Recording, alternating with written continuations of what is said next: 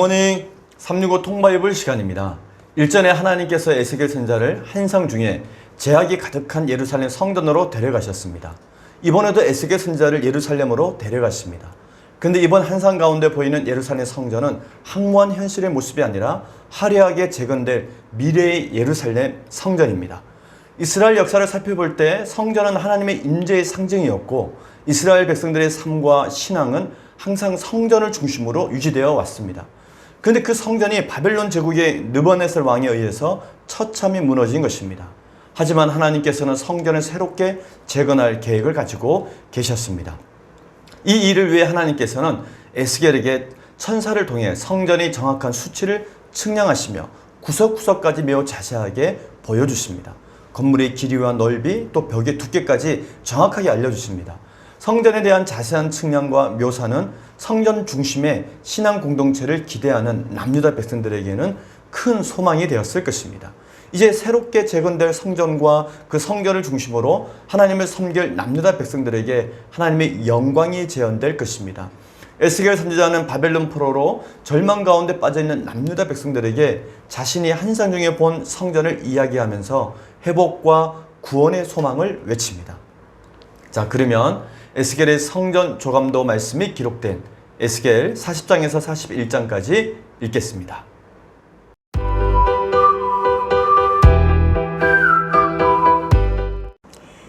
제256일 에스겔 40장.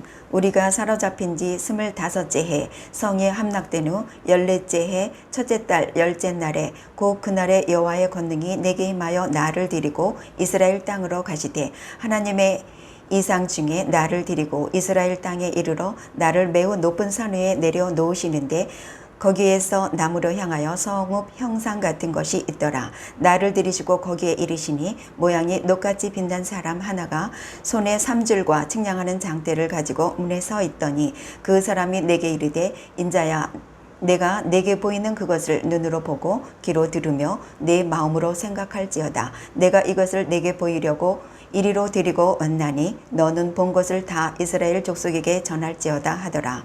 내가 본즉 집 바깥 사방으로 담이 있더라. 그 사람의 손에 측량하는 장대를 잡았는데 그 길이가 팔꿈치에서 손가락에 이르고 한 손바닥 너비가 더한 자로 6척이라. 그 담을 측량하니 두께가 한 장대요 높이도 한 장대며 그가 동쪽을 향한 문에 이르러 층계에 올라 그 문의 통로를 측량하니 길이가 한 장대요 그 문 안쪽 통로의 길이도 한 장대며 그 문간에 문지기 방들이 있는데 각기 길이가 한 장대요 너비가 한 장대요 각각 각 방 사이 벽이 5척이며 안쪽 문 통로의 길이가 한 장대요 그 앞에 현관이 있고 그 앞에 앞문이 있으며 그가 또 앞문의 현관을 측량하니 한 장대며 앞문의 현관을 또 측량하니 8척이요 그 문벽은 2척이라. 그 문의 현관이 안으로 향하였으며 그 동문간의 문지기 방은 왼쪽에 셋이 있고 오른쪽에 셋이 있으니 그 셋이 각각 같은 크기요 그 좌우편 벽도 다 같은 크기며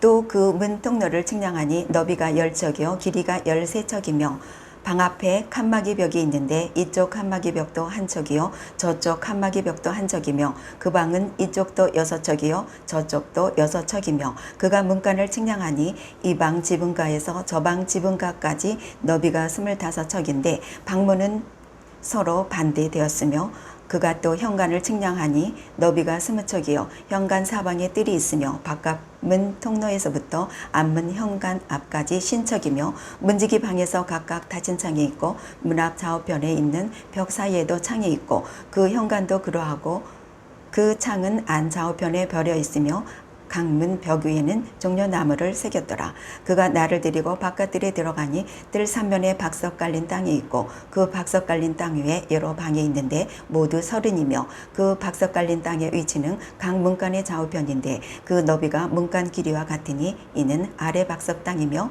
그가 아래 문간의 앞에서부터 안뜰 바깥 문간까지 측량하니 그 너비가 100척이며 동쪽과 북쪽이 같더라. 그가 바깥뜰 북쪽을 향한 문간의 길이와 너비를 측량하니 길이는 신척이요 너비는 25척이며 문지기 방이 이쪽에도 셋이요 저쪽에도 셋이요 그 벽과 그 현관도 먼저 측량한 문간과 같으며 그 창과 현관의 길이와 너비와 종려나무가 다 동쪽을 향한 문간과 같으며 그 문간을 올라가는 7층계가 있고 그 안에 현관이 있으며 안드레도 북쪽 문간과 동쪽 문간과 마주대한 문간들이 있는데 그가 이 문간에서 맞은쪽 문간까지 측량하니 100척이더라. 그가 또 나를 이끌고 남으로 간즉 남쪽을 향한 문간이 있는데 그 벽과 현관을 측량하니 먼저 측량한 것과 같고 그 문간과 현관 좌우에 있는 창도 먼저 말한 창과 같더라.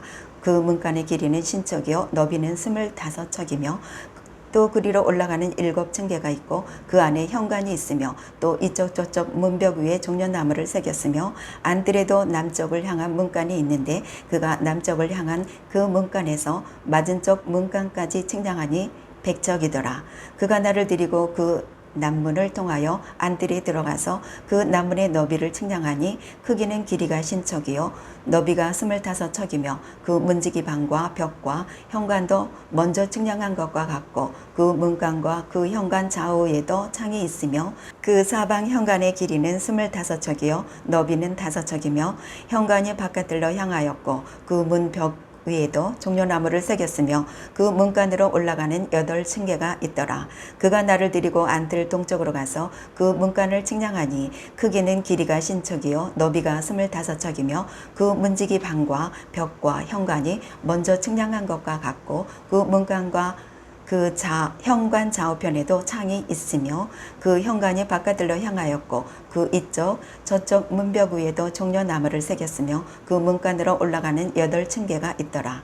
그가 또 나를 데리고 북문에 이르러 측량하니 크기는 길이가 신척이요 너비가 25척이며 그 문지기 방과 벽과 현관이 다 그러하여 그 좌우에도 창이 있으며 그 현관이 바깥들로 향하였고 그 이쪽 저쪽 문벽 위에도 종려나무를 새겼으며 그 문간으로 올라가는 8층계가 있더라. 그 문벽 곁에 문이 있는 방이 있는데 그것은 번제물을 씻은 방이며 그 문의 현관 이쪽에 상 둘이 있고 저쪽에 상 둘이 있으니 그 위에서 번제와 속죄제와 속건제의 희생제물을 잡게 한 것이며 그 북문 바깥 곧 입구로 올라가는 곳 이쪽에 상 둘이 있고 문의 현관 저쪽에 상 둘이 있으니 문 곁 이쪽에 상이 4이 있고 저쪽에 상이 4이 있어 상이 모두 8개라. 그 위에서 희생제물을 잡았더라. 또 다듬은 돌로 만들어 번제에 쓰는 상 4이 있는데 그 길이는 한 척 반이요 너비는 한 척 반이요 높이는 한 척이라. 번제의 희생제물을 잡을 때에 쓰는 기구가 그 위에 놓였으며 현관 안에는 길이가 손바닥 넓이만한 갈고리가 사방에 박혔으며 상들에는 희생제물의 고기가 있더라. 안문 밖에 있는 안뜰에는 노래하는 자의 방 둘이 있는데 북문 곁에 있는 방은 남쪽으로 향하였고 남문 곁에 있는 방은 북쪽으로 향하였더라. 그가 내게 이르되 남쪽을 향한 이 방은 성전을 지키는 제사장들이 쓸 것이요 북쪽을 향한 방은 제단을 지키는 제사장들이 쓸 것이라. 이들은 레위의 후손 중 사독의 자손으로서 여호와께 가까이 나아가 수종드는 자니라 하고 그가 또 그들을 측량하니 길이는 100척이요 너비는 100척이라. 네모 반듯하며 제단은 성전 앞에 있더라. 그가 나를 데리고 성전 문 현관에 이르러 그 문의 좌우벽을 측량하니 너비는 이쪽도 5척이요 저쪽도 5척이며 두께는 문 이쪽도 3척이요 문 저쪽도 3척이며 그 현관의 너비는 20척이요 길이는 11척이며 문간으로 올라가는 층계가 있고 문벽 곁에는 기둥이 있는데 하나는 이쪽에 있고 다른 하나는 저쪽에 있더라. 에스겔 41장. 그가 나를 데리고 성전에 이르러 문벽을 측량하니 이쪽 두께도 6척이요 저쪽 두께도 6척이라. 두께가 그와 같으며 그 문 통로의 너비는 10척이요 문 통로 이쪽 벽의 너비는 5척이요 저쪽 벽의 너비는 5척이며 그가 성소를 측량하니 그 길이는 40척이요 그 너비는 20척이며 그가 안으로 들어가서 내전 문 통로의 벽을 측량하니 두께는 2척이요 문 통로가 6척이요 문 통로의 벽의 너비는 각기 7척 이며 그가 내전을 측량하니 길이는 20척이요 너비는 20척이라. 그가 내게 이르되 이는 지성소니라 하고 성전의 벽을 측량하니 두께가 6척이며 성전 3면에 골방이 있는데 너비는 각기 4척이며 골방은 3층인데 골방 위에 골방이 있어 모두 30이라. 그 3면 골방이 성전 벽밖으로 그 벽에 붙어 있는데 성전 벽속을 뚫지는 아니하였으며 이 두루 있는 골방은 그 층이 높아질수록 넓음으로 성전에 둘린 이 골방이 높아질수록 성전에 가까워졌으나 성전의 넓이는 아래 위와 같으며 골방은 아래층에서 중층으로 위층에 올라가게 되었더라.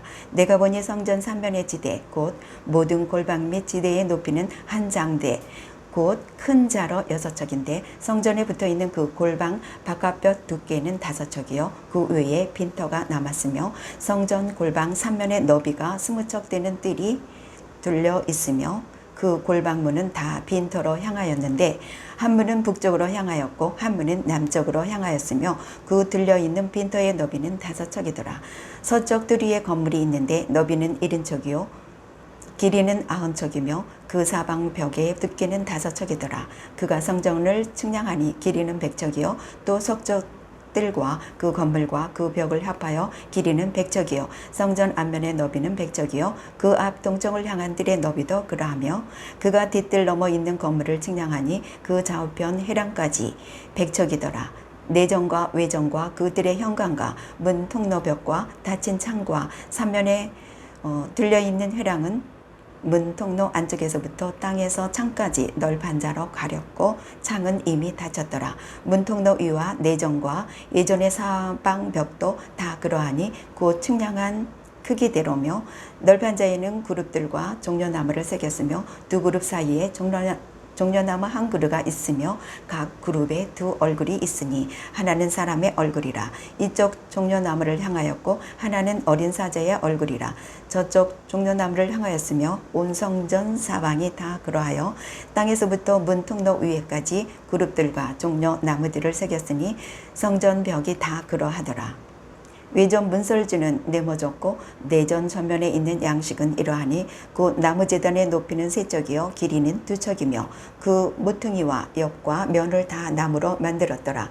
그가 내게 이르되 이는 여호와의 앞에 상이라 하더라. 내전과 외전에 각기 문이 있는데 문마다 각기 2문짝 곧 접는 2문짝이 있어 이 문에 2짝이요 저 문에 2짝이며 이 성전 문에 그룹과 종려나무를 새겼는데 벽에 있는 것과 같고 현관 앞에는 나무 디딤판이 있으며 현관 좌우편에는 닫힌 창도 있고 종려나무도 새겨져 있고 성전의 골방과 디딤판도 그러하더라.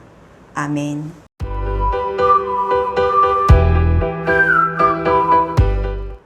오늘 읽은 본문의 말씀을 4가지 포인트로 정리해 보겠습니다. 첫 번째 포인트. 하나님께서 에스겔 선지자에게 환상 중에 보여주신 새 예루살렘 성전은 에스겔의 결론이자 제사장 나라 이스라엘의 회복의 절정입니다. 바벨론 포로로 끌려가 있던 남유다 백성들은 예루살렘 성의 함락 소식을 듣고 바벨론 포로 생활이 쉽게 끝나지 않을 것임을 직감하게 됩니다.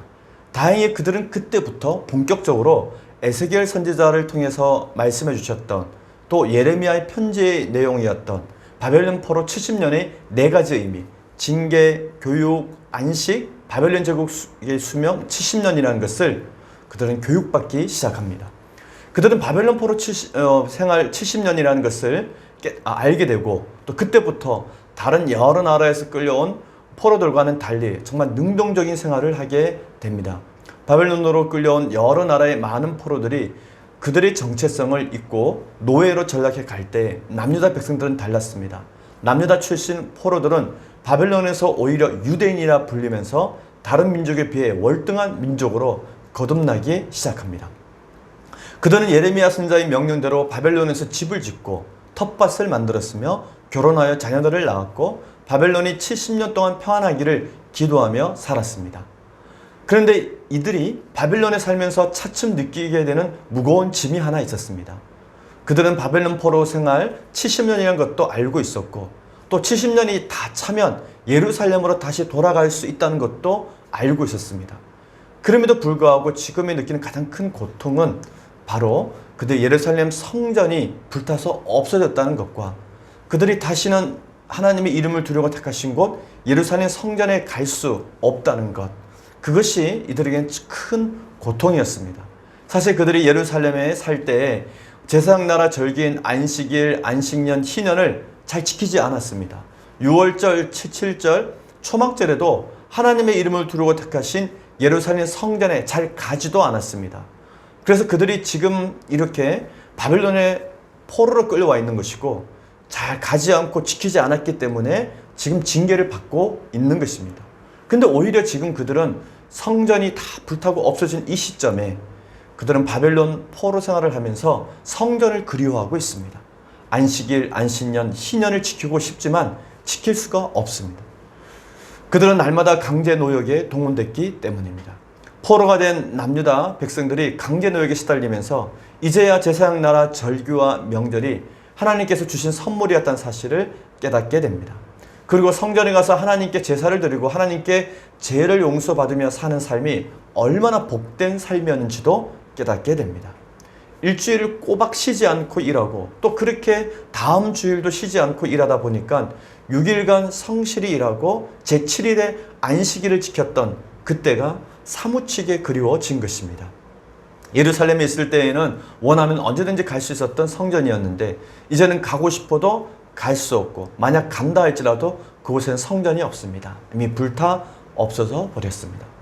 바벨론 포로가 된 남유다 백성들이 그렇게 성전을 그리워하기 시작하자 하나님께서는 이들이 바벨론 2차 포로로 끌려간 지 25년째 되던 해, 또 예루살렘 성이 바벨론에 의해서 함락된 지 14년이 되던 그때에 에스겔 선지자를 통해서 예루살렘 성전 조감도를 보여주시면서 예루살렘 성전 재건을 소망하게 하십니다.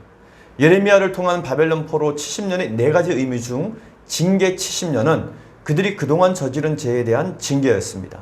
또한 가장 큰 고통은 다름 아닌 성전을 그리워하는 것이었습니다.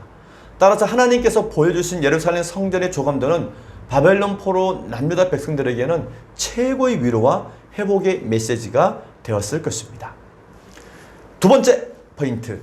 하나님께서는 에스겔 선지자에게 새 예루살렘 성전의 조감도를 자세히 보여주시고 이것을 바벨론 포로 남유다 백성들에게 전하게 하십니다. 하나님께서 에스겔 선지자에게 한상을 통해 새로 재건될 예루살렘 성전을 보여주십니다. 우리가 사로잡힌 지 25째 해, 성이 함락된 후 14째 해, 첫째 달 10째 날에 곧 그날의 여호와의 권능이 내게 임하여 나를 데리고 이스라엘 땅으로 가시되 하나님의 이상 중에 나를 데리고 이스라엘 땅에 이르러 나를 매우 높은 산에 내려놓으시는데 거기에서 나무를 향하여 성읍 형상 같은 것이 있더라. 아멘. 에스겔이 본 성읍 문에는 하나님께서 보내신 천사가 녹같이 빛나며 삼줄과 측량하는 장대를 가지고 있었습니다. 그가 에스겔 선지자에게 다음과 같이 말합니다. 그 사람이 내게 이르되 인자야 내가 내게 보이는 그것을 눈으로 보고 귀로 들으며 내 마음으로 생각할지어다. 내가 이것을 내게 보이려고 이리로 데리고 왔나니 너는 본 것을 다 이스라엘 족속에게 전할지어다 하더라. 아멘. 하나님께서는 에스겔 선지자에게 보여주신 성전의 조감도 내용을 잘 보고 또 잘 듣고 마음에 새겨서 바벨론 포로 남유다 백성들에게 전하라고 명령하십니다. 남유다 백성들은 머나먼 바벨론을 끌려와 고난의 시간을 보내고 있었습니다. 나라를 잃고 동포들이 죽어가는 사륙의 현장을 목도하고 비참한 포로의 신세로 전락해 있는 지금의 현실 속에서 그들의 고통은 다 이루 말할 수 없었을 것입니다. 하나님께서는 그들을 위해 구원과 회복의 확실한 증표로 새로 재건될 성전의 모습을 본 그대로 전하라고 에스겔에게 말씀하셨던 것입니다. 이는 절망 가운데 허덕이는 바벨론 포로 남유다 백성들에게 이보다 더 큰 위로는 없었을 것입니다. 정말 그들을 위로하시는 하나님의 크고 놀라운 사랑이었습니다. 세 번째 포인트. 하나님께서는 성전과 성전기구, 지식에 능통한 제사장이며 선지자인 에스겔을 통해서 성전 조감도를 그리게 하십니다. 먼저 하나님께서는 에스겔 선지자에게 새로 재건될 예루살렘 성전의 바깥들의 한상을 보여주십니다. 새로 건축될 예루살렘 성전 바깥들의 모습은 다음과 같습니다. 첫 번째는 성전 바깥들은 사방으로 담이 있는데 그것은 성전을 보호하기 위함입니다. 두 번째는 성전 바깥들의 동문이 있습니다. 성전 바깥들의 동문은 성전 출입을 위한 정문으로 여호와의 영광이 이 문을 통해 성전으로 돌아오게 됩니다. 셋째, 성전 바깥들의 모습입니다. 성전 바깥들에는 모두 30개의 방이 있습니다. 네 번째, 성전 바깥들의 북문이 있습니다. 또 성전 바깥들의 남문도 있습니다. 이어서 새로 건축될 예루살렘 성전 안뜰에는 세 개의 문이 있는데 남문, 동문, 북문입니다. 하나님께서 에스겔 선지자에게 성전 안뜰 북문의 부속 건물들을 보여주십니다. 그곳에는 번제물을 싣는 방, 제물을 잡는 상과 갈고리, 그리고 성전을 지키는 제사장들의 방과 제단을 지키는 제사장들의 방이 있습니다. 제사장들의 방은 사독의 자손 제사장들이 담당했음을 알 수 있습니다. 솔로몬 왕 때의 사독이 제사장이었습니다. 하나님께서는 이처럼 에스겔 선지자에게 성전의 바깥들에 있는 여러 개의 문들을 보여주신 후에 안뜰에 있는 두 개의 방을 보여주셨습니다.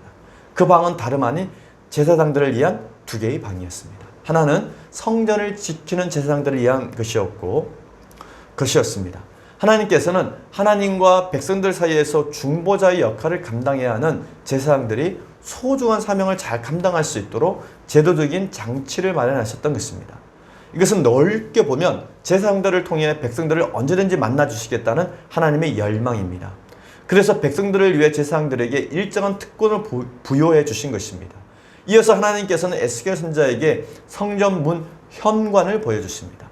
이렇게 하나님께서는 성전과 성전 기구 지식에 능통했던 제사장이며 선지자였던 에스겔을 통해서 성전 조감들을 그리게 하셨던 것입니다. 왜냐하면 에스겔은 제사장이었기 때문에 이미 성전에 대한 기구와 또 성전의 구조, 성전의 방에 놓여 있는 그 기물에 대해서 너무 잘 알고 있었기 때문에 이와 같은 설명이 가능했던 것입니다. 마지막 네 번째 포인트. 에스겔 선지자의 성전 조감도는 메시아의 성전이므로 예수님을 의미하는 성소 기구들은 빠져 있습니다. 계속해서 하나님께서 에스겔 선지자에게 새로 재건될 예루살렘 성전의 성소와 지성소를 보여주십니다. 성소는 보통 성전 전체를 가리키는 말로 성경에서 주로 쓰이지만 여기에서는 성전의 성소를 가리킵니다. 에스겔 선지자는 하나님의 천사와 함께 성소에 들어간 후 그 안쪽 지성소에는 홀로 들어간 것으로 보입니다. 지성소에는 대제사장만 들어갈 수 있는 곳이기 때문입니다. 에스겔 선지자가 본 성전의 성소에는 단지 나무 제단만 있습니다.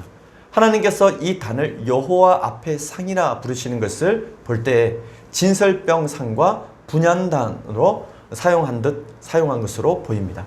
에스겔 선지자는 나무 제단의 길이와 높이의 수치까지 상세하게 기록하고 있습니다. 그런데 이 제단은 출애굽기 25장과 37장에 묘사된 모양보다는 길어졌고 또 높아졌음을 알 수 있습니다.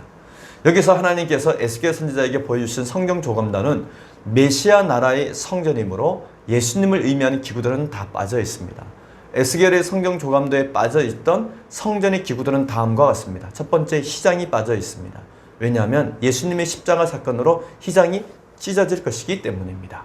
두 번째, 진설병이 없습니다.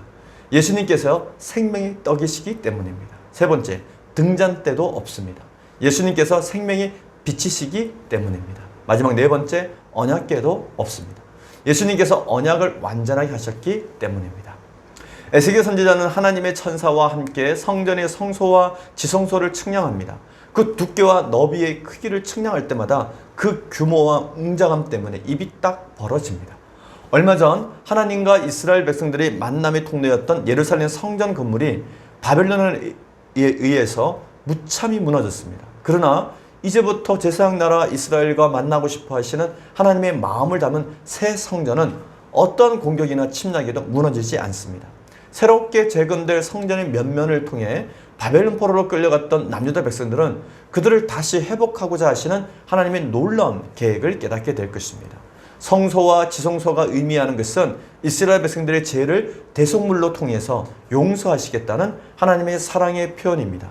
비록 그들이 우상 숭배로 인해 하나님의 마음을 아프게 했지만 하나님께서는 그곳에서 이스라엘 백성들을 다시 만나 주시고 또 그들의 죄를 용서해 주시겠다는 것을 보여주신 것입니다. 결국 제사장 나라를 회복하심으로 모든 민족을 위한 하나님의 뜻을 포기하지 않으시겠다는 것을 보여주신 것입니다.